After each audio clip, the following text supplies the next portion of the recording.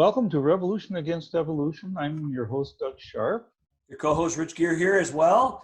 And we have a wonderful guest tonight. Doug, you want to introduce them? Grady McMurtry is joining us from Orlando, Florida. He has a ministry called Creation Worldview. Is it .org that you have? Yes, creationworldview.org is the website. Okay, and how long have you been doing your ministry, and what is that you bring to it that's fairly unique? Well, I've been speaking on creation for 45 years now. I grew up as an evolutionist, a trained evolutionist. I earned science degrees as an evolutionist and taught it from 7th grade to the university level. One of the unique things about my personal background is that I was born in San Francisco in Chinatown, raised on the campus at Cal Berkeley. I didn't attend Berkeley, but I was there as a young student in elementary school, junior high school, because my father was a student and then a teaching professor, at one time a secretary to the president of the university.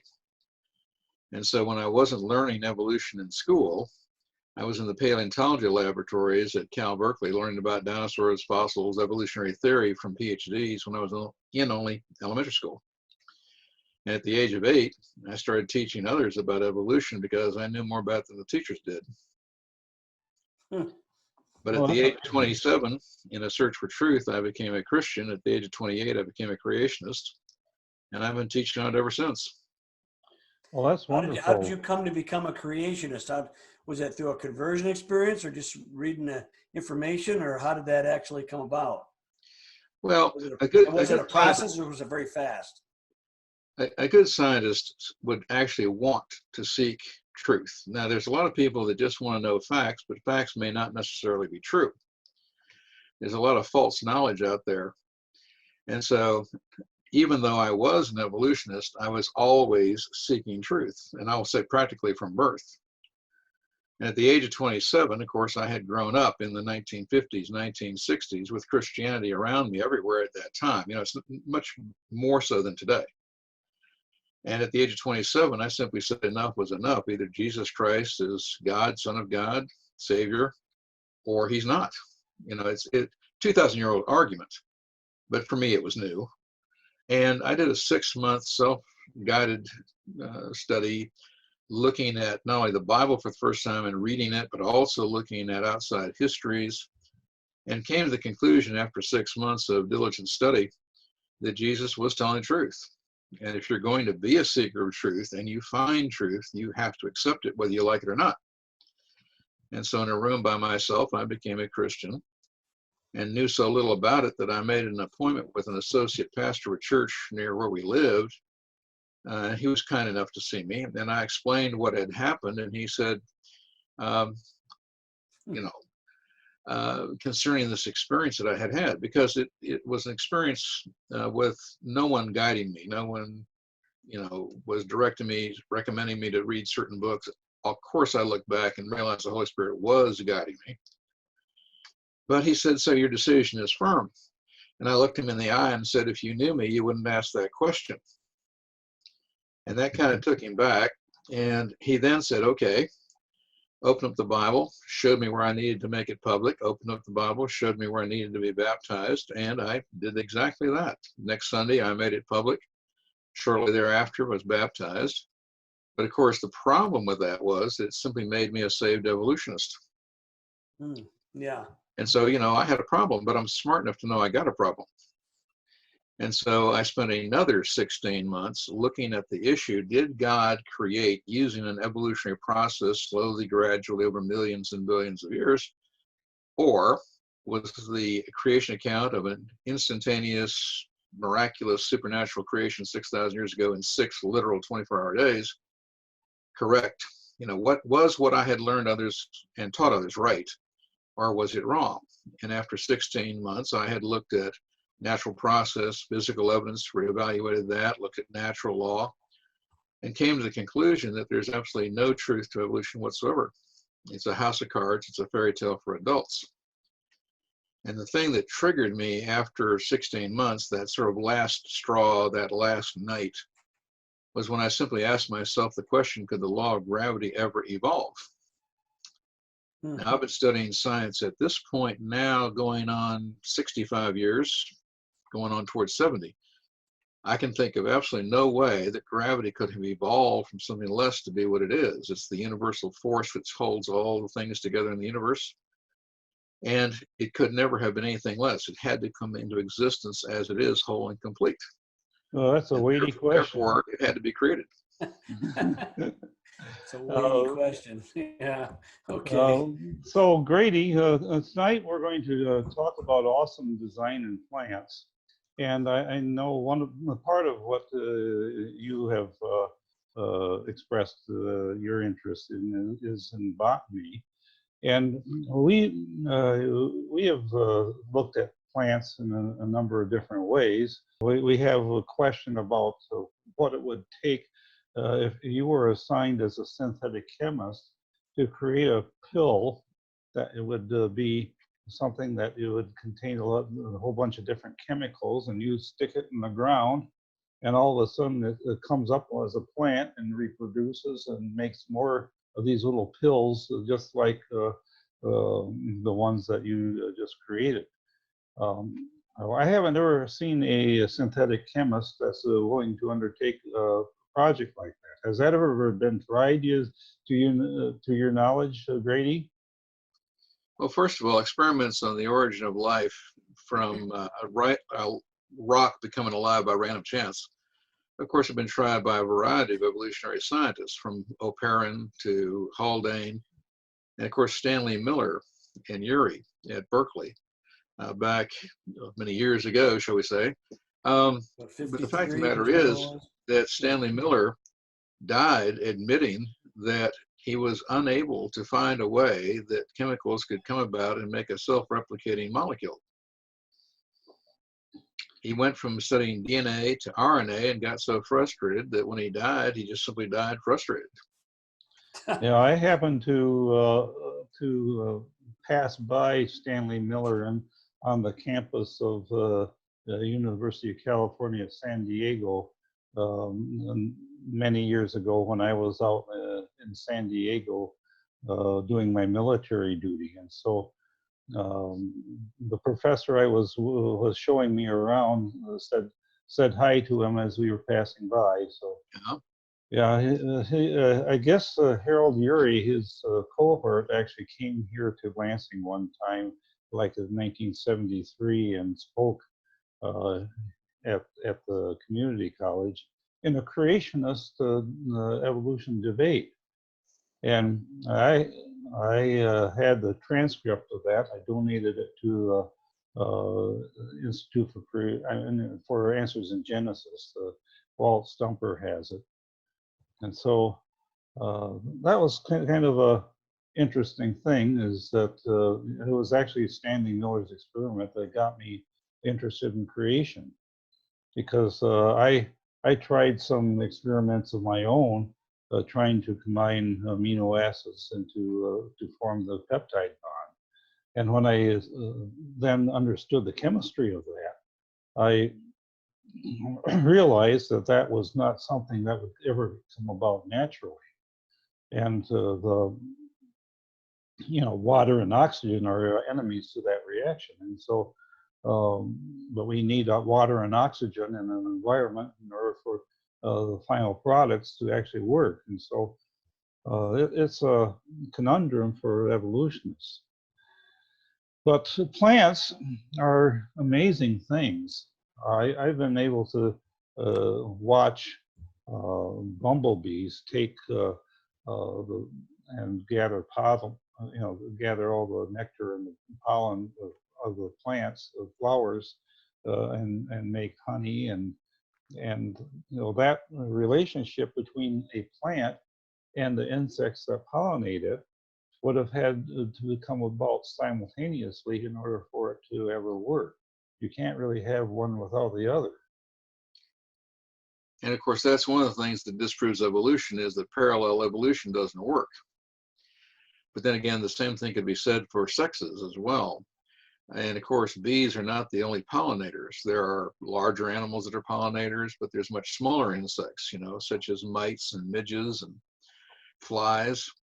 that fit exactly and perfectly for pollination of specific species of plants. What a bee could not possibly fit into. One of the things right now in the world is a shortage of cocoa.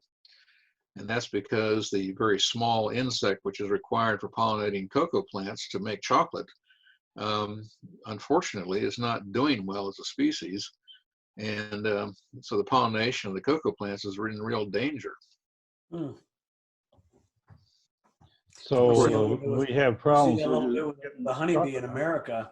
The honeybee over the last several years has had a real problem germinating, and they're just, I don't know whether every so often insects just go through a cycle where they just, a lot of them die out or what happens, but yeah, that it reminds me of if the honeybee doesn't do what it does, that's going to be a problem as well, you know. Tremendous problem with crops in the United States because there are only so many traveling beekeepers, and they move their bees at night by semi-trucks from field to field, and they get paid for pollinating them and so forth. And it's a real problem because not only do we have the bee mites, which are killing bees right and left, but now, for instance, we have this new hornet that came in from Asia. Yeah, I heard about them. The killer hornets? Yeah, murder hornets, whatever you want to call them. Yeah. That cut off the heads of bees and then feed the bodies to their young. And that's a real problem because the bees in North America don't know how to handle it, whereas the bees in Asia, and I don't want to say they figured it out because that requires mentality, but they did have an activity that kills the hornets and protects them from the hornets, you know, decimating their populations. They simply cling on to the hornet, heat them up, and they die from heat prostration. Really interesting, because I have heard praying mantises are sort of a nemesis to these insects. So maybe we could release some praying mantises, but that would be intelligence, I guess. You know, the praying mantises basically take these killer hornets apart, so that would be kind of good anyway. But I hear it's like a blight or a parasite or something that's actually killing the honeybee off. So is that what's going on with the? Well, with the, it's a mite. It's a very small insect that goes into the breathing tubes, into the spiracles of the body of the bee, and clogs it up so that they can't breathe. Mm. Is it similar to what's going on with the cocoa, with the insects that pollinate the cocoa, or what's different with that? Now, part of the problem there is that, of course, the insecticides that they're using to protect the cocoa plants from other things are also hurting the midge. Duh. Oh yeah, yeah. So, you know, it's kind of a catch-22, and sometimes when you need a pollinator, but it's an insect. Yeah, but that's the way the Lord made it. Even in this fallen world, we see the evidence of His handiwork. This is what I like to. It's amazing when you see symbiotic kind of relationships or things that come together in such a perfect alignment, you know. And then, of course, we have the ability to screw it up, but even natural things in the world can come in to mess things up because we live in a broken world. And yet, even with that, we see amazing things to allow. I mean, honey and cocoa, these are wonderful products, you know. It's just an amazing thing, and that insects are required to make it happen. Yeah, who thought something white would make dark chocolate? Say what? Who thought that something white would make dark chocolate? Cocoa is white in nature. Oh, that's right. Yeah. That's right. And you also have the honeybee that there's a special honeybee that pollinates the vanilla plant, and the vanilla is it's actually an orchid. Yeah, it's a species of orchid. And that's just it. There are different size bees, and again, flies, and there are certain animals that are actually pollinators where the pollen gets trapped in the fur as they're foraging. You know, people have the wrong concept that bees are the only pollinators. But when we see that the plants and the insects or whatever the animal is that is used to pollinate them had to come into existence together. And of course, one of the biggest problems for evolutionists is they say that flowering plants came into existence after the dinosaurs. That's correct. Yep. But what did the dinosaurs then eat since they are vegetarians? You know, it's one of those things where they were eating the non-flowering plants until flowering plants decided it was a good idea to come along or something. Again, a catch-22. You have the problem of, and you wrote the question about which came first, the chicken or the egg kind of thing. And there is a correct answer to that question, but most people don't realize what it is. You know, as I'm teaching people, when somebody says to you, is it this or that, don't answer the question. Stop and think. Is it really this or that? Or is it a third option that they haven't given to you? And so when somebody says, which came first, the chicken or the egg, the correct answer is neither one. God created the chicken and the egg was inside. They came into existence at the same time. The same thing is true of pollinators and plants. Now I'm going to let Derek Marshall chime in here. He's been working on studying what he calls a creation function, and that's the logarithmic spiral that is found in nature. I have an example the Fibonacci's. Here.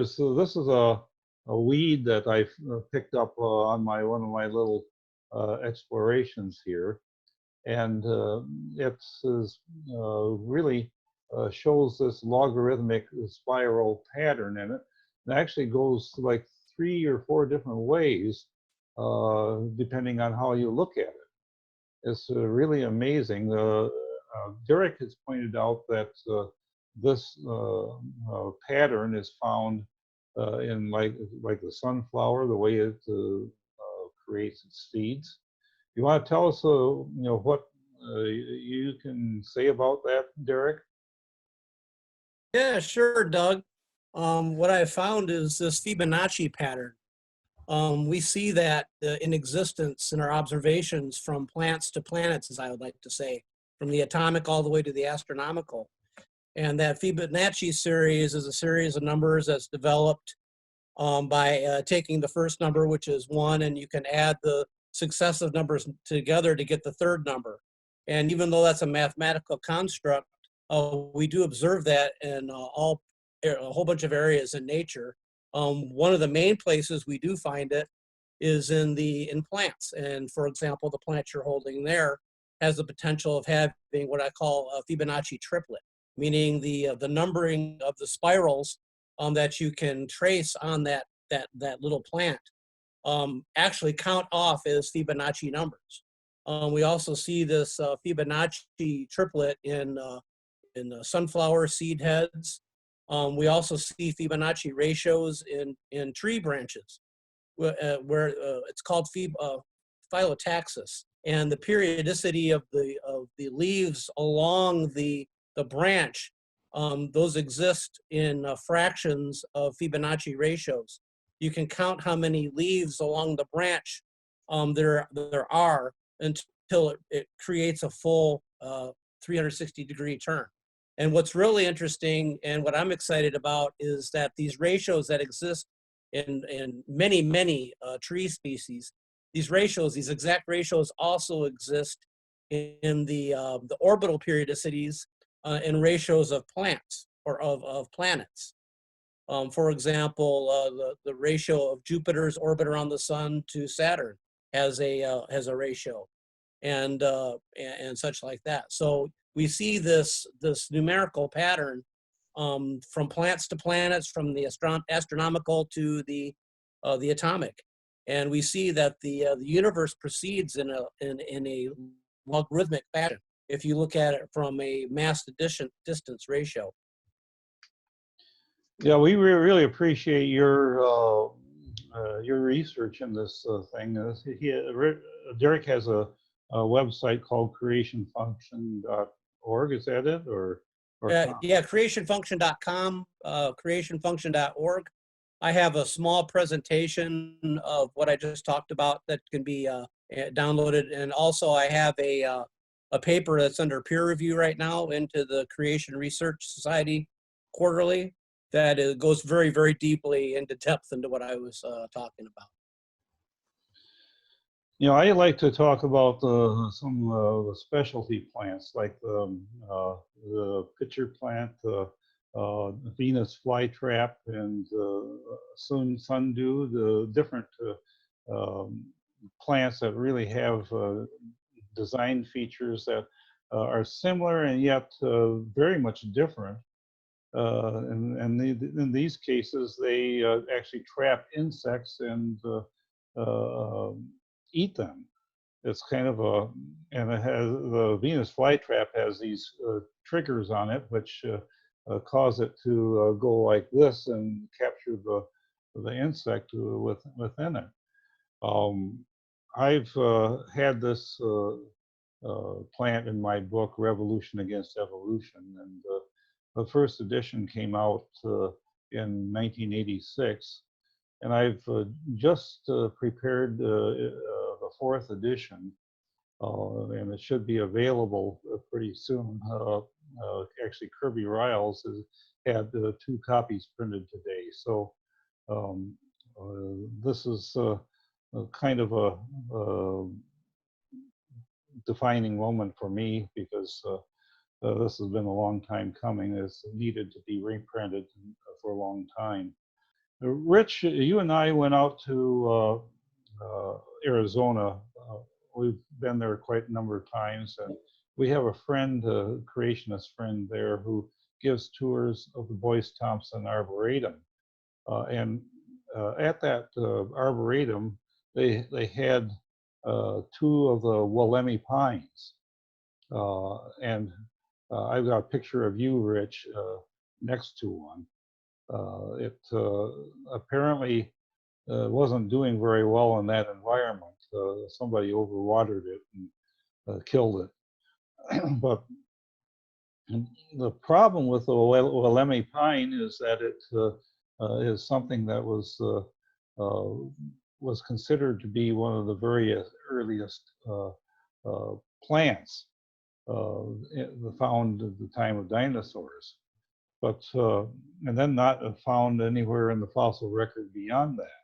And now it's showing up in the, I think this is native to Australia. That's right. In one particular location of Australia. Where do you know where that is? I've forgotten the geological location, but it was found in a relatively small patch. Right. And I understand it right as well, but I couldn't remember where it is. It's been grown since then, so it's available in wide numbers.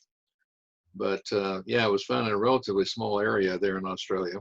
But it obviously doesn't need a lot of water. But so, hey Doug, do you know whether they've gotten another Wollemi pine maybe since then? You said they grow, Grady. You said they're actually growing these in quite a few numbers now.